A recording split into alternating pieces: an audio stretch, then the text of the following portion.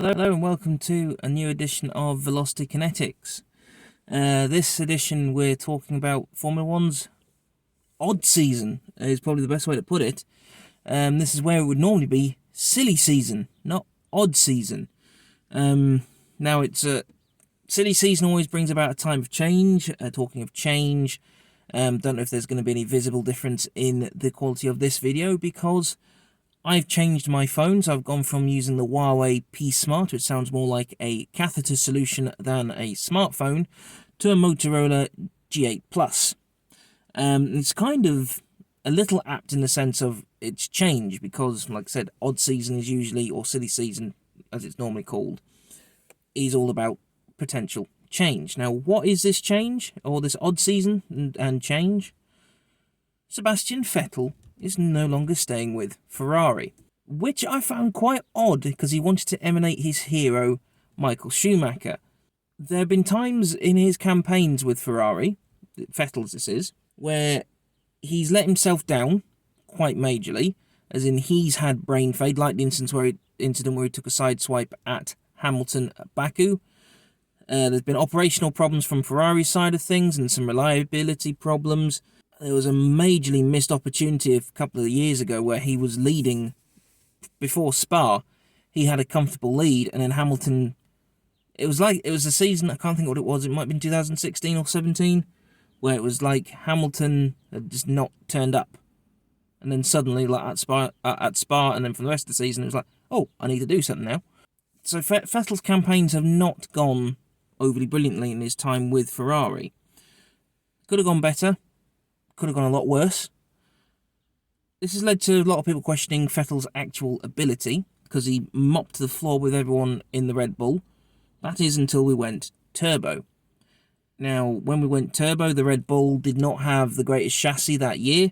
That said, Ricciardo did win. He was the only other driver to win in that first year of turbos, whereas Vettel did not. So, is it a case of Vettel just blew everything he had? Because let's not forget, Vettel's a 4-time world champion. To become world champion once is hard enough.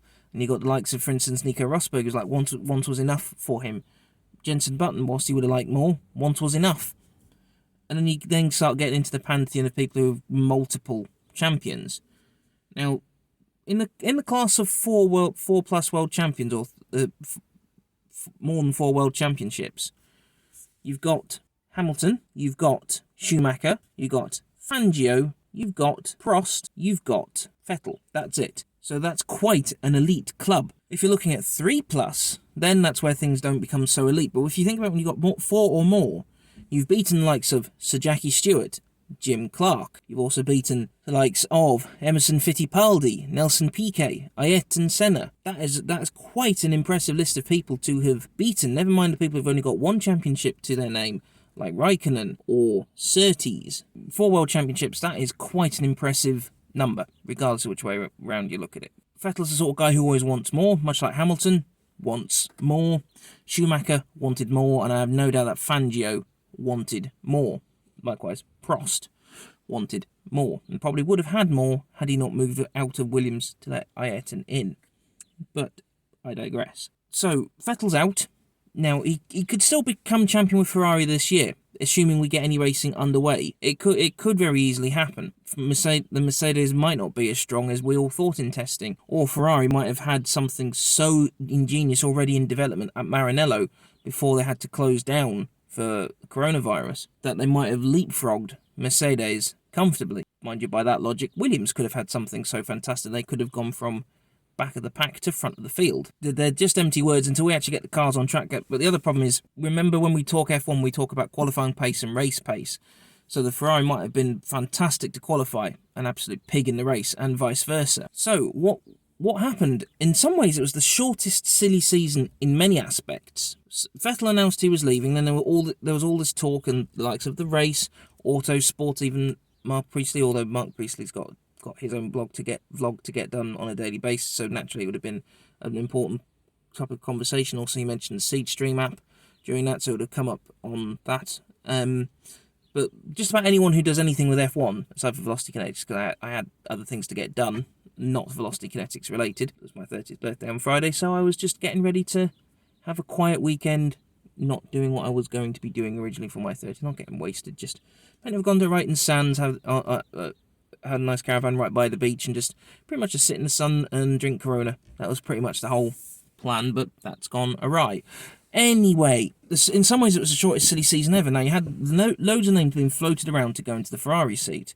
Now, it might have gone on longer had we not had this current period of lockdown, because it might be a case of people have been able to just focus all their attention on getting contracts signed and filled and so on and so forth. That's been why it's been an odd season rather than a silly season. The people that were initially floated were Danny Ric, because Danny Ric wants to go to Ferrari. I believe in his Renault contract there was a release clause that said if a position came up at Ferrari, he was allowed to leave. So Danny Ric was a choice. Now, someone that I would have thought was not a choice was Carlos Sainz. Sainz, as good a driver as he is just not someone I would have pegged on for someone on Ferrari's watch list. That said, he has had some very good races recently, getting his first podium in the McRenault. Danny Ric would have been a good choice.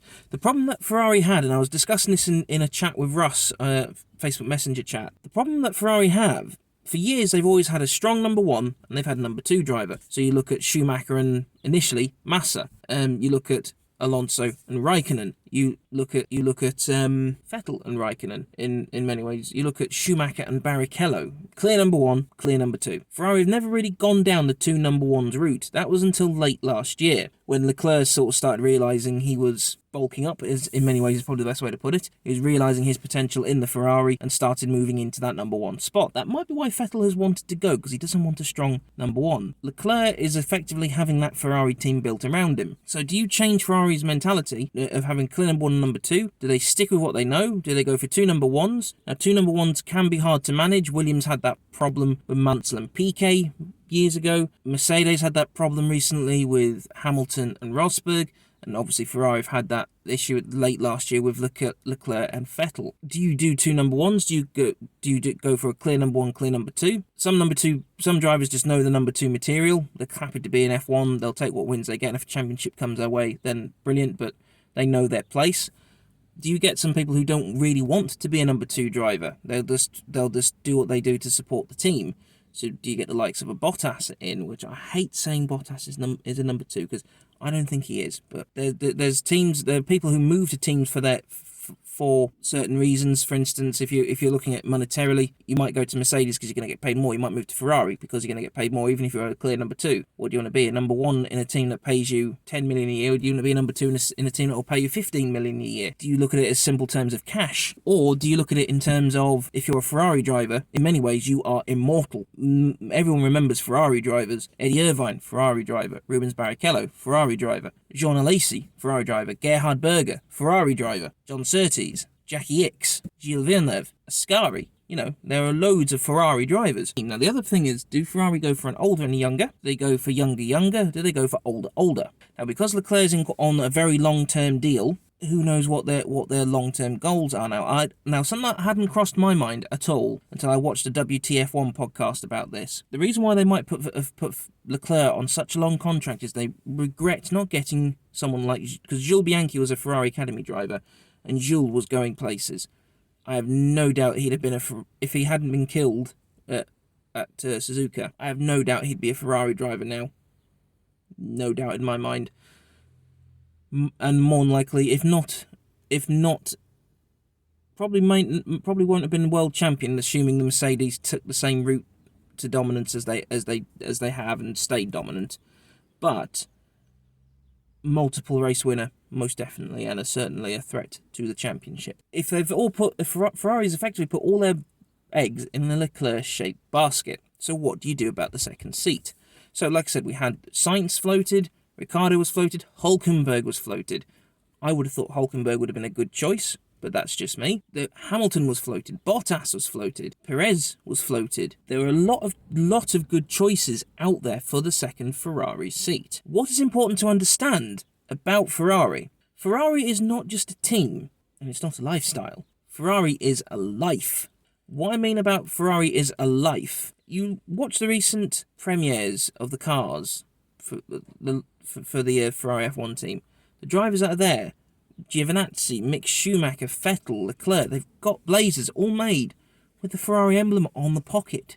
on the left breast pocket. It's insane. Ferrari runs deep through Italian culture. The Tifosi are like no other fans in the world. The Brits love their motorsport, don't get me wrong, and we build some of the best motorsport cars out there. And when I say motorsport cars, that I know that came out truncated, but as in we build a lot of F1 cars, we build a lot of WEC cars, we build a lot of just brilliant GT cars, not just Aston Martin, but Jaguar as well. And we've also got the likes of Morgan, and we had TVR. We build a lot of brilliant vehicles here. The Japanese are a unique class of fan on their own. They are absolutely mental, in a good way, but they're a bit mental. They love their motorsport. They're all behind their Honda. If they've got Honda, they were behind Toyota. They just love the fact that F1 turns up. But the Tifosi are something different. And there is something different about Italian cars. I don't know what it is. Now, don't get me wrong. When we did, it was over a year ago now. When we did when I got the ride in the Aston Martin with my boss. It was his Aston Martin. But when we got the ride in that was so special. And I have no doubt if I got a chance to drive an Aston, that would be so special and so fantastic, and more than likely potentially quite emotional, if nothing else, just from the noise the car will make. But when you see a Ferrari or a Lamborghini, or if you've been lucky enough to see a Pagani go by, or Maserati, there's just something different about the way it makes you feel when it goes by. I don't know if it's the Italian passion, whether it's just they've got nicer design, different sounding engines. I don't know what it is, but there is something different about when a Ferrari or Lambo goes by. And that's what it's like in Italy. The Ferrari is just, it's part of their blood, is probably the best way to put it. So if you go to Ferrari as an English driver, as a French driver, as an Italian driver, if you go there as an Italian driver, you've got the weight of a nation on your shoulders. But like I said, it's a life. It's not just a team that you go to. And don't forget, Ferrari has a lot of time, obviously works with the road car division a lot. So you're not just developing an F1 car, you're more than likely helping them develop the new LaFerrari, the new, I'm not sure what number on now, is it 488 they're on at the moment? They'd be developing whatever succeeds the 488, whatever succeeds the Superfast, the 812 I think it is, the Berlinetta, and the FF and so on. You'll be involved in the development of those cars as well. So, you know, your heart bleeds red for Ferrari. That's it, you effectively have a transfusion. You don't bleed British Racing Green or whatever colour France is, or silver for Germany. You bleed red. That's the difficulty about anything that anyone would experience going to Ferrari. Choices were very difficult. There were so many permutations, because it would be, if someone went to Ferrari, then that opens up a seat at McLaren, which could be taken by someone else, which opens up a seat somewhere else, which then opens up this, but then this person's coming out of contract too, and then you've got the likes of someone else who happens to be on the Ferrari Academy. It was just absolutely bonkers. You had the likes of, say, people saying like, you should put Giovinazzi in the car, because he's a Ferrari Academy driver. Then the likes of people saying, well, no, get Perez in the car, and then Vettel, because he'll probably go over to Aston Martin, because he likes the regimentedness of a British team, and so on and so forth. But the other thing is in all this, what we mustn't forget, regardless of the silly season or odd season side of things, or who's going to take the seat, we don't actually know where Vettel's going himself. Some of the comments that came out suggested he might retire, because he said because of what's going on, you've got to consider what's more important to you, and that might be it. Maybe he's just a case of, I don't need to have the challenge of, I don't need to win any more championships. That might simply be what's dawned on him. He feels like he doesn't need to win any more championships. He's like, you know what, if more come my way, I'm going to take them, but if they don't, I just want to drive. He might have adopted Kimi Räikkönen's mentality. I just want to race. That's it. And some teams could not do better than to hire him for his experience. He'll obviously command quite a high salary, but that is also maybe a detractor for some teams. For instance, if you're looking at it in terms of just pure business, the man they have signed at Ferrari, Carlos Sainz, he's cheaper than Danny Ric. Danny Ric's on 20 million a year at Renault, and he'll probably want the same. I imagine the 12 million that they offered Leclerc, and more than likely Sainz is probably going on to as well, is probably more than what he was getting at McLaren. The trade-off, the thing that works in Carlos Sainz's favour for going to Ferrari, he's got a tried and tested formula. Ferrari chassis, Ferrari engine, there should be nothing wrong. The downside of him staying at McLaren is McLaren are going back to Mercedes engines. And because we've delayed the changes to the rules because of COVID-19, he is not potentially going to have a very good car next year. Because the rules are staying the same from this year to next year, or extremely similar, Whereas if we kept the change to the 2021 regulations, McLaren could have just changed. McLaren had free rein to make the engine bay fit the Mercedes. They don't for next year. They've got to adapt the back end of that car that's currently accommodating Renault gear to take on Mercedes gear. Now, they might get lucky and end up with a Brawn GP moment, because the Brawn car was obviously designed to take a Honda engine. They had to do some last-minute modifications to make it fit a Mercedes engine, and then it just took off like a rocket. Potentially, McLaren might get lucky and have the same deal. That said, McLaren and Mercedes are a proven formula. Very, very successful combination. So as it stands, Sainz is on a 2-year deal at Ferrari. Danny Rick is on the move to McLaren. I'm not entirely sure why, in some ways. The reason why, he's already settled in at Renault. He's got the backing of a manufacturer, so it's not like it's a customer team. This would be even odder if it was still McRenault. The fact that he's at Renault where he's got the manufacturer backing is good, but then again, we don't know what's going on inside the factory. Maybe he's heard that Renault want to pull out. That could be it. Maybe he's already not got along with Ocon, for all we know. So as I gather, Ocon can be difficult to get along with. That could simply be it. He could also have seen the Mercedes-McLaren tie-up coming in and get some Mercedes power behind him. But that said, if you watch the rapid decline of McLaren-Mercedes, from 2012 before they changed to Honda, it was not very good. But that said, the McLaren chassis when it was Renault, the McLaren chassis is massively improved. So McLaren are back on the up. So this is what I mean. So why am I calling this an odd season, not silly season? One, because it's odd because of how short it's gone on. Silly season usually drags on for weeks, if not months. But it didn't. It's also an odd season because it still creates so many different permutations as to what can happen next. Because as it is, Vettel, we don't know where he's going. The oddest, maybe the solution that might happen, he might go to Renault. So you just have those 3 drivers move around, JD job done. Who knows? A team like Williams at the back of the grid could probably massively benefit from Vettel's input. So maybe Vettel is on the radar for those teams as well.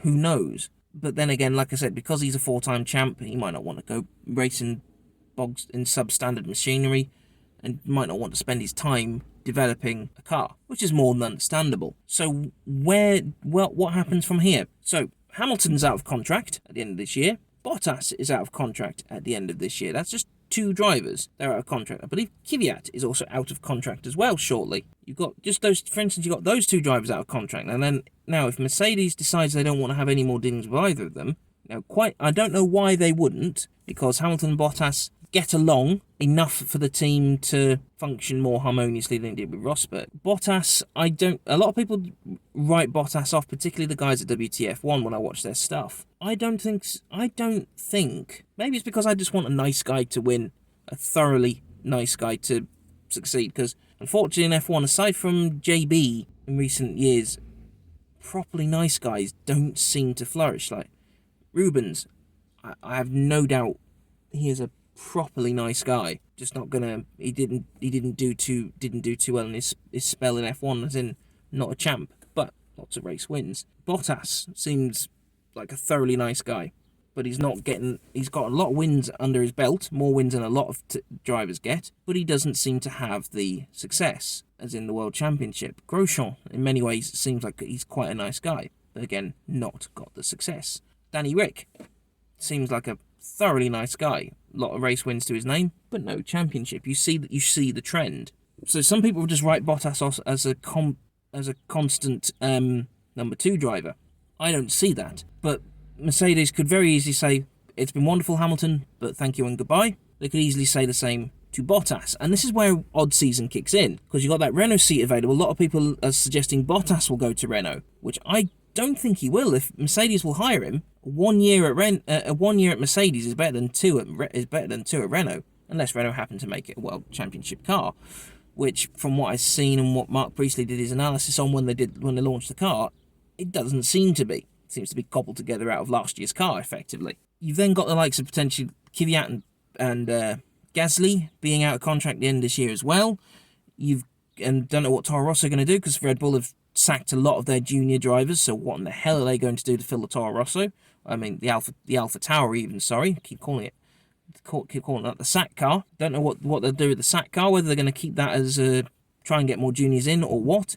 I know Honda are keen to push one of their junior drivers into it, but who knows whether we'll get another Japanese driver soon. But we've also got the likes of Jamie Chadwick waiting in the wings, female racing driver. There's another one, I can't remember the name of her. It's a Japanese female driver who's being as the second coming of Lewis Hamilton from Japan. She might get the seat in the SAC car for all we know. There's so many different options to go forwards. I don't know what's going to happen. This is what I mean. It's odd. We've got so many drivers out of contract. So many different ways teams can go. Whilst people might go, yeah, but Mercedes aren't going to like to sign Kvyat. You don't know. We don't know. Mercedes might give Hamilton 1 year and be like, okay, and then after your year, we're bringing George Russell up from the Williams. What does that mean? At that point, would Williams and Mercedes do a swap? But then Williams can't afford Hamilton's salary. Unless Hamilton's going there on just I'm proving myself to build a new team for me. The possibilities are endless. And then don't forget, we've got Racing Point changing to Aston Martin. We don't know what they're going to be like. Whilst they're facing scrutiny about their Pink Panther being a clone of last year's Mercedes, copying other cars is not a new thing in F1. Because, for instance, if you go back a few years, when we had the step nose, McLaren had that gorgeous slope to the nose rather than doing the step. Marussia copied the slope. Marussia were not powered by Mercedes in any way, shape or form. They had no ties with McLaren, but they copied the same swooping nose. People were trying to copy the Lotus step nose because it was such a far more elegant solution to everything. But they couldn't do it. Lotus, this is when they were Raikkonen and Grosjean. Lotus tried to copy Mercedes' double DRS system. Copying is part of the nature of F1, but we don't know how good the Racing Point is. It might be one of these things where it's actually just going to be a cheap knockoff and do fuck all. It might be the only other car on the podium for all we know. We really don't know. Perez is shortly out of contract. He's signed, I think he's got another year or two at Aston Point Racing Martin, but we don't know what else is going to happen. And this odd season is creating so many different possibilities. You've got the likes of people saying, well, Hulkenberg will come back to fill that Renault seat. You've got the likes of people saying, no, Alonso will come back. I think Alonso's time in F1 is done. He creates a lot of disharmony within teams. A lot of people don't like racing with him, as in he's hard to deal with. He wears his heart on his sleeve sometimes for the wrong reasons. I can't say what the best thing is to do. In my mind, what will happen, just leaving things as they are, I imagine Mercedes, at least for next year, will keep Hamilton and Bottas on, if the car's been good this year. The Renault seat is a tough one to decide to fill. If Vettel stays, I could see him trying to muscle his way into Aston Martin, because there's the possibility of Toto Wolff going there. Whilst Toto Wolff has just bought some shares, I think Toto is also trying to develop an exit strategy from Mercedes, just so he's got options, basically. It's no different to as if you're a long-term... Sorry to keep looking, because I know Sarah's due out the shop in a minute. It's no different to if you've got a job, you've been there for a while, but you just keep occasionally checking the job market just to make sure you're aware of your options. That's all it equates to, really. So it might just simply be an exit strategy. It could also just simply be purely business. He had some money spare, see what happens, and if he sees a good return on his money, then he sees a good return on his money. That doesn't mean it's going to be Toto Wolff leading Aston Martin. There's no guarantee of that at all. I think Aston Point are better off keeping the drivers they've got for the time being, just because they know the pair, they know how they work, they know how they drive, and especially when they've got such big changes of becoming Aston Martin, I think the fewer other things that are being changed, the better. What I can see happening is Vettel retiring, whether that's just to go on sabbatical or completely retiring. I just think he's lost some of the drive. That's it. What I can see happening is Gasly going to Renault. French driver, French team. That is what I think will happen. But Gasly's reputation's already been tarnished by the move to Red Bull. The other factor in all of this, though, regardless of what driver changes are happening, we don't know whether Renault are going to stay. And I need to cut this off here because Sarah is back. We will pick this up another day. But until then, drive safe and look after yourselves.